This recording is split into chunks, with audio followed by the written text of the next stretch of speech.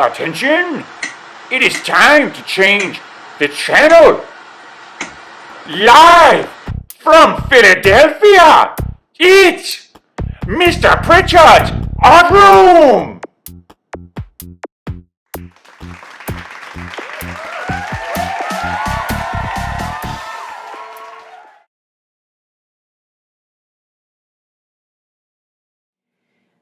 Well, welcome back to the classroom. I'm your host, Mr. Pritchard, and I hope everybody is safe and well. We have a very difficult subject today. We're going to be studying art and images from the Holocaust during World War II. A very difficult subject. This lesson has taken me many days to put together, just very difficult to study, and it needs to be studied. And one of the hardest parts in this lesson is several of the individuals, including children, that is included in the artwork in the examples, did not survive. And it's difficult to talk about. We're going to start off with some photographic images, and then we're going to move in to an older artist that was in a concentration camp, and then move into mostly children making artwork that were in concentration camps or in a ghetto. Let's get started with the photographs. What are your thoughts on the images? Right side is a pile of glasses, hundreds and hundreds. Bottom left, hundreds and hundreds of rings.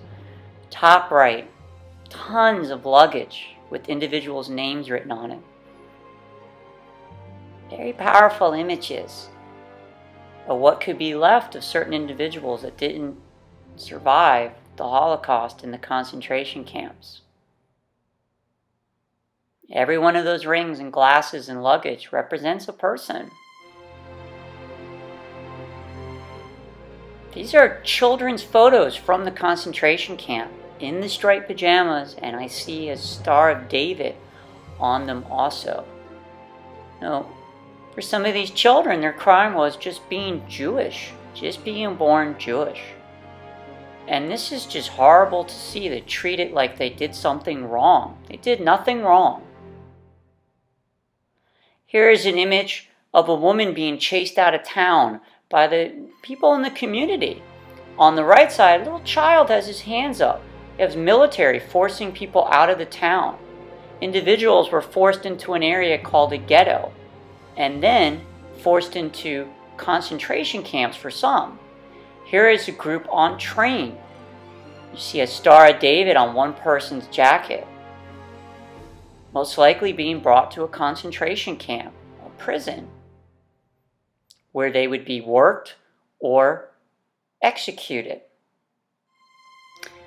Here is an image of all the women after their heads were shaved when they arrived.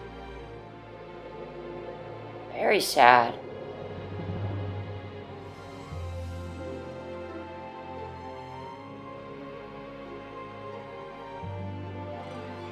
This image is some of the gentlemen.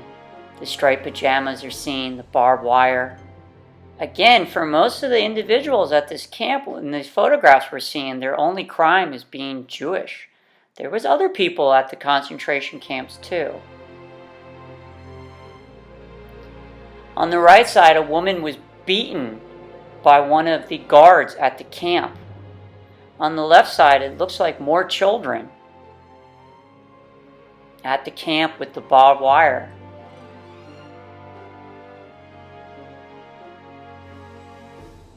This image, I believe, was taken when the camp was freed.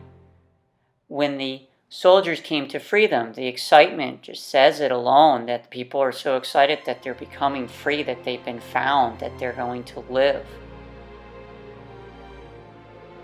Our last image is German soldiers being forced to watch footage from the concentration camps so they would know what was going on. Some of the individuals in the audience are covering their face in horror.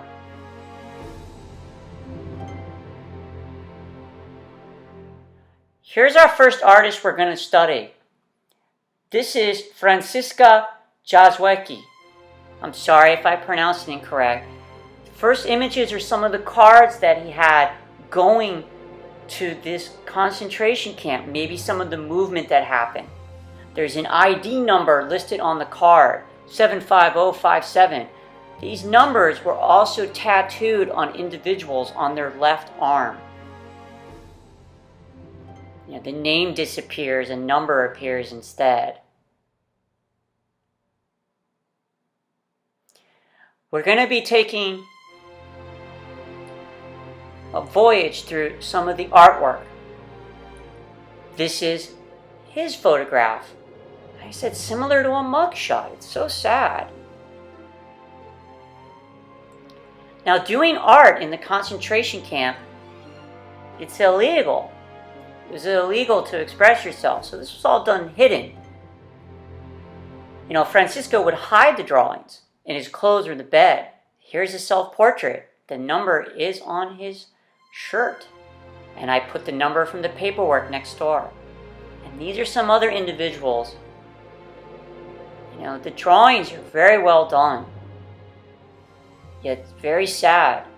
Makes you wonder, did any of the people in the drawings survive? Now the artist did survive, yet shortly after being freed, died. I wonder, without these drawings, would we really know what was going on? We're going to be moving on to the next part that is mostly dealing with art from children. And it can be painful to talk about. This is our first image. A child that was free was asked to make a piece of art representing what it was like. And it's this chaotic spiral feeling. Even the face she's making, just terrified. I feel so bad for her, that what she went through. Her drawing definitely has that pain in it. It's our first artist, Ella Lieberman. We have a drawing on the left. Looks like people getting food, and on the right side, maybe that's like a line to get water.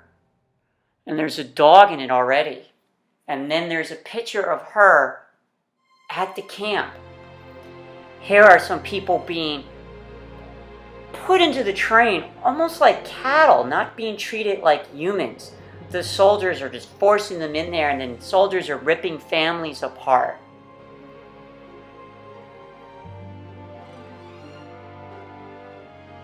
This is Alfred Cantor on the left, and Eruda Bacon on the right.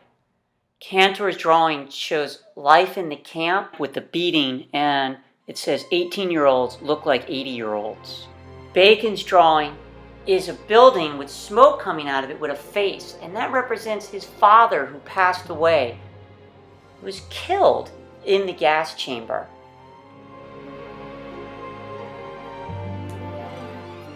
This is Edith Polanova. That's tough. The train seems to be moving to the camp. And, this is definitely from a hand of a child.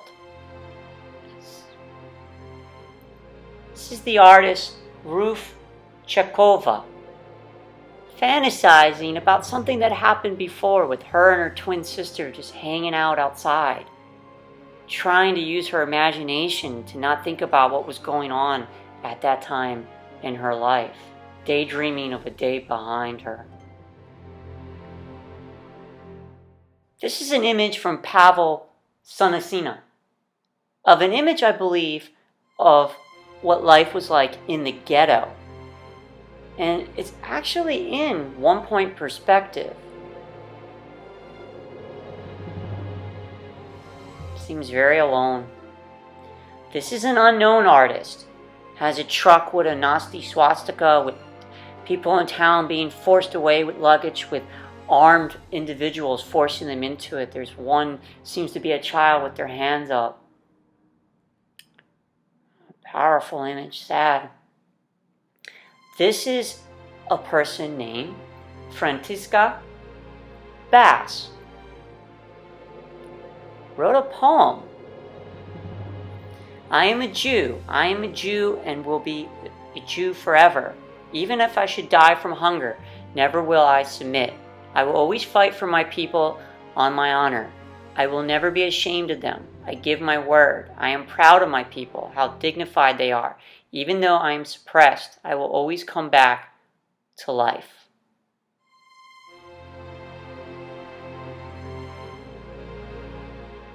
This is Helga Wasova. Real photograph portrait on the left, artwork on the right. Individuals on a cart. Very, very sad. Even the colors being chosen for it. Some family groups here. We have two individuals holding hands. Same thing on the right with the pregnant woman holding like a child's hand, and they just have this real horrific, sad expression.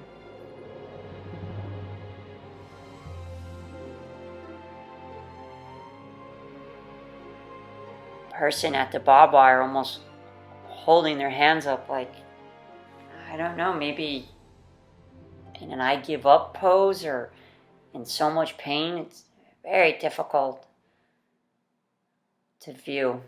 It has a lot of pain in it. And another piece of artwork done in 1-point perspective also. This must be what life inside, like where everybody was living, was like. And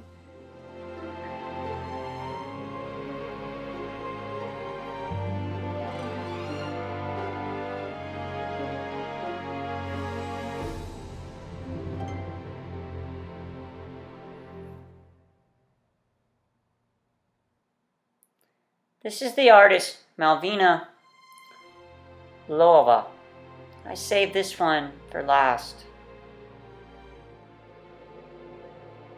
Very difficult. Individuals being forced out of town by individuals in town with pitchforks, and it seems to be a soldier too.